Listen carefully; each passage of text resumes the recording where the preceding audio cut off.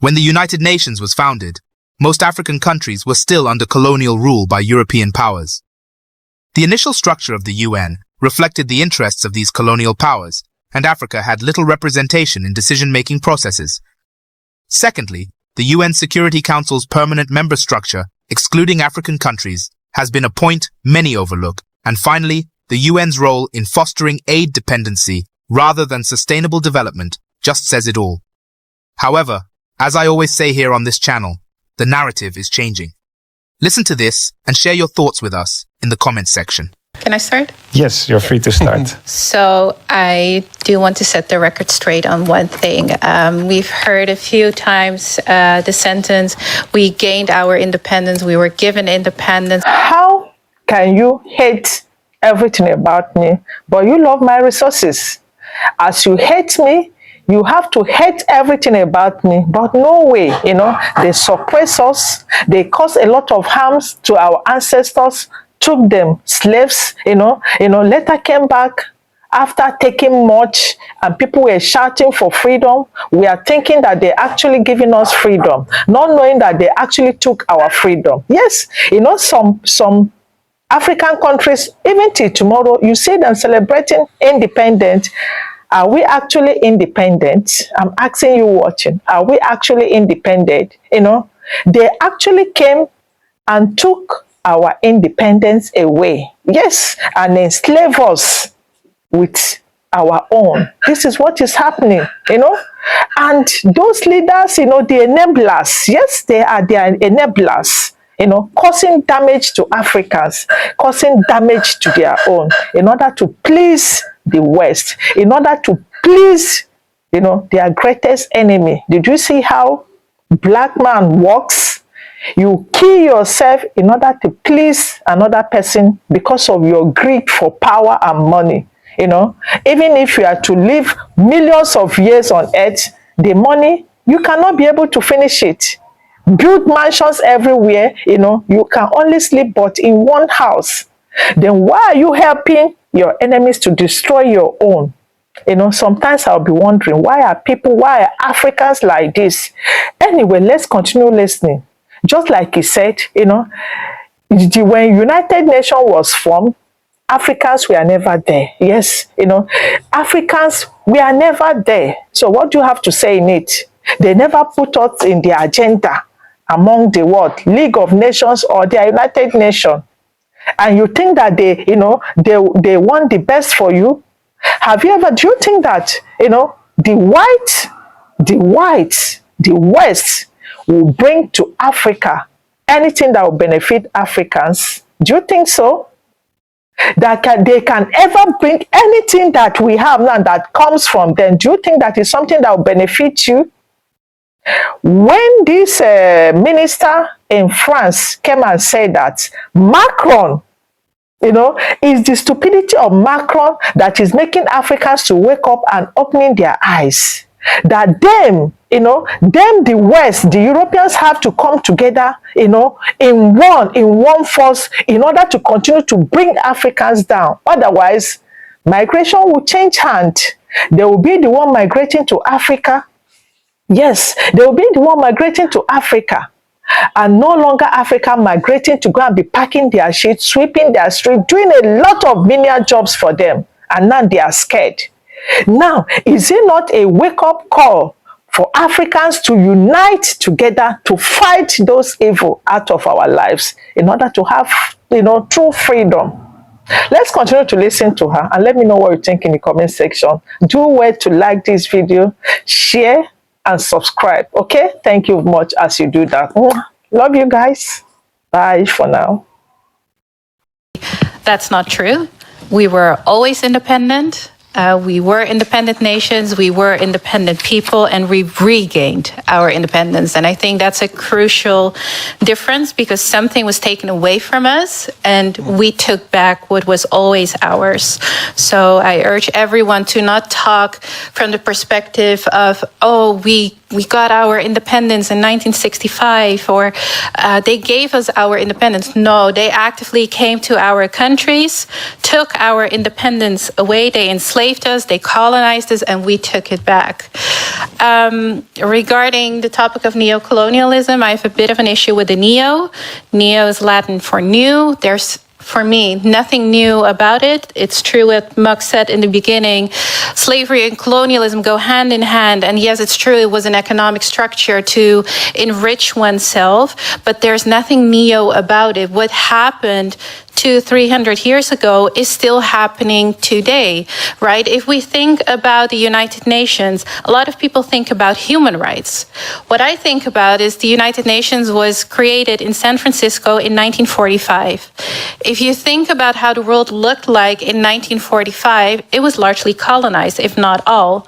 It was a small selective group of countries who created the UN, and it expanded over time, but it was never created to include the African countries or certain countries of the global south. That was not their intention. It was not their intention for the human rights treaties to include us people, right? So there is nothing neo about it. Same goes for institutions like the World Bank, IMF, even the European Union. And like you already said, they like our resources, but they don't like our people. And I think the war in Ukraine is a very good example of that, because what we saw is that when you're white, you get everything. When you're black, you don't get anything. I've been to those places. I traveled to Ukraine, to the bordering countries, to help people of African descent. And what you saw is that all of a sudden, we didn't need conferences. We didn't need so many debates. We could adopt laws within a week, not even, to grant people asylum, money, housing, schooling, you name it. But when it came to people of African descent, we took the humanity out of them. We called them third country nationals. Third country nationals. You're not a number. You're not a person. You're not someone who's traumatized, who fled away from something, right? You are a third country national. You're not number one. You are not number two. You are not number three. And that is still going on today. And maybe to specify so that everyone can follow the third country national you're referring to now are specifically people from the African continent who were in the Ukraine, and then the selection happening over there with people fleeing towards.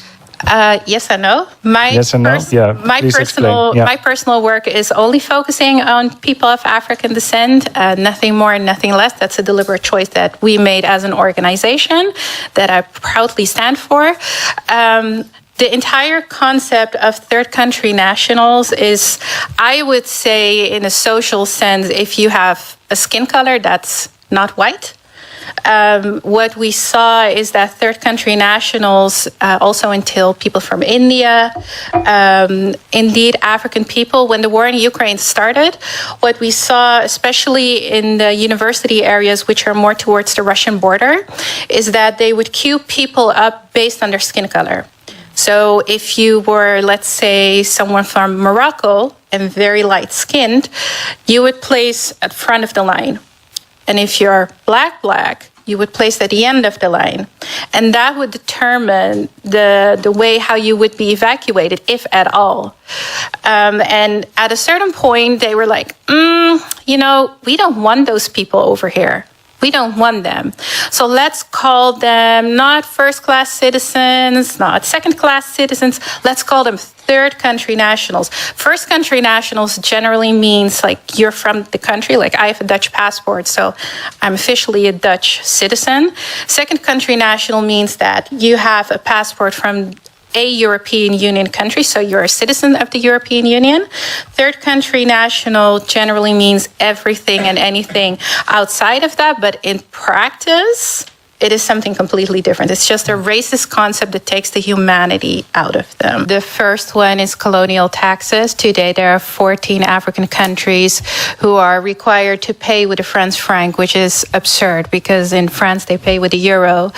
And without signing this agreement, they couldn't regain their independence. And then there is a second one, which is not only related to France, but also to Spain, to Portugal. The Netherlands had some part in it, and it's some kind of investment agreement. And it basically entails that, let's say you're in a given African country and you delve gold, and you think, oh, I want to sell that gold in the market to have some money. The country that colonized you, so let's say this happens in Madagascar, the Madagascar company who delves the gold needs to mandatory talk to the Portuguese government, who is not on the continent, and offer them the gold and say, look, we've delved 100 kilos of gold and we want to sell it. If Portugal says we want to buy it, they buy it. They determine the rate. If Portugal at that point says we don't want to buy it, but at the same time we don't allow you to bring it to the market for others to buy it, they're not allowed to sell it. So I think those two also need to be mentioned because they're contributing heavily. No, I think this is only 3 factors. So, if there's students here or people, like, we need to, map all the different mechanics. And it sounds like Jan Pietersen Koen is still alive, like trying to monopolize a market. It sounds just like what they were fighting for at the time. Like, we decide who you sell to and why. So thank you for sharing and adding that this is a far from complete picture as well. I think the question that was posed is a valid one. I hate to break it to you, but we don't live in a utopia that everything is arranged and that everything is protected equally. Language is important. Culture is important. Religion is important. Practices is important. Music, the way how you dance, talk, eat, everything is important. And what we're not going to do over here is play the oppression Olympics, because that's kind of the feeling that I get right now. Yes, it's true that there is extreme poverty and we should tackle extreme poverty, but we cannot say, oh, we're going to tackle this one first and we'll see along the way, and we have maybe an interim period and see what we're going to do to protect X, Y, and Z. People all over the world have civil, political, and cultural rights. They have cultural rights for a reason, right? What we have seen with this enslavement of African people is that they took away everything. They took away your language, your religion, your names, your ceremonies, you name it. To say right now, okay, we're going to tackle poverty and we put our trust in a single leader who will protect everything in the United States of Africa. People need to wake up. That's not how it works. Why would you put everything on the line and then just hope that someone will protect that? No, it should be protected equally. And sure, it's true, there are languages that you can learn easy, Swahili, it's true. But should we focus on, it's a language that you can learn easily? No, it's not your language. If you want to learn that language, like English is not my native language, but I learned it. It was my choice. But I make the decision which language I want to learn. But my native language needs to be protected. And I think this is an important point, that we don't copy solutions that look European, right? So we have to decolonize our imagination, how unity and diversity, etc., can look like. Max, you want to respond to this response? Just shortly, the unity I'm talking about, I said it at the beginning. It has nothing to do with culture. It has nothing to do with, history. It has to do with the future. How can Africa play a role in the world? Because at this moment, you can protect any culture you want in Africa, but our voice doesn't mean anything to nobody. So this is my priority. How can we turn Africa in a powerhouse in this world? Because we have a lot to offer to the world. That's the point. So the political unity of Africa is strategic to the survival of African. Like I said, if we don't reach this level, then we will end up with this genocide we are all afraid of. With our beautiful culture, our beautiful languages, we will not survive. So that's my point. We will not survive if we continue like this, divided and not trying to become a power. That's what I wanted to ask. And I want to look to you for the rest. What do you want to say as final words towards the audience, what you think is most important to be done in relation to this subject? I think that we should all be conscious that, however you want to name it, I don't believe in a refugee crisis. Immigration, asylum seekers, whatsoever, is linked to colonialism. There is a reparatory aspect attached to it. You know, like they came, they conquered, they exploited, they divided, they closed the borders, but they take the resources. There's a reason why people are leaving their countries. They're not doing it because they're bored or something. There's a reason behind it. And we all laugh, but they feel it. They truly feel it. Talk to a person who comes from there, and they will share their experience with you. And their stories, their realities are horrible. And at the same time, we need to be conscious how we, over here in the Netherlands, are contributing to it. Right? We are all in our own way contributing to it. Use your privilege to empower others. Don't be a savior. We don't need that. We need allies. Action. Don't cherry pick who you want to help. Don't cherry pick who you want to advocate for. And having said that, I cannot stand here in front of you, talk about double standards like third country nationals or colonialism without asking you for your sympathy for the people of Palestine. It's not a complex issue. There's nothing complicated about it. It's apartheid, it's colonialism, it's genocide, it's persecution, it's collective punishment, and it's way more than that. I don't know how many of you have seen Nasser's performance at the TV show Khalid and Said.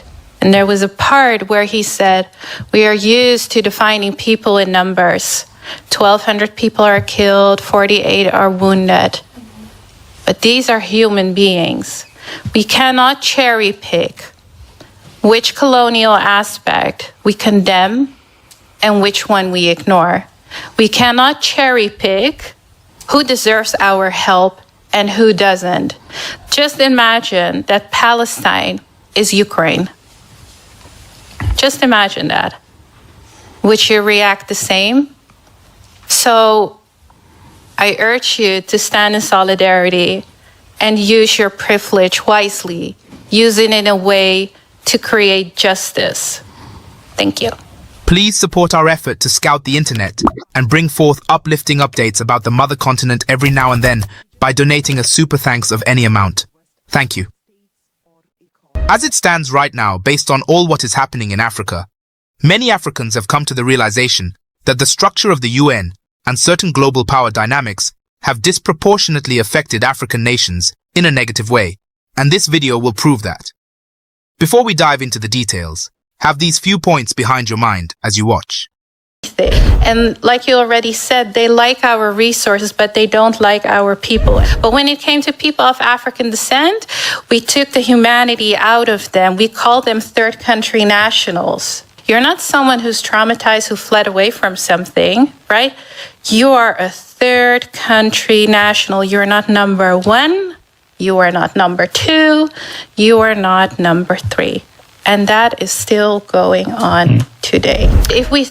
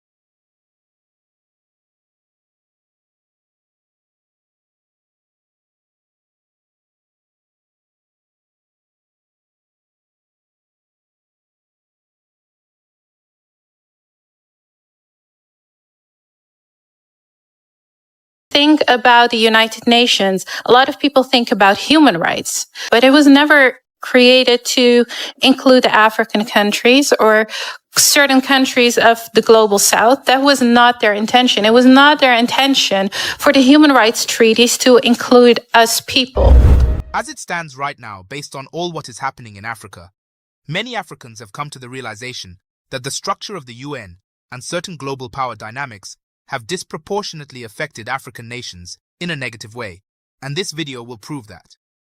Before we dive into the details, have these few points behind your mind as you watch.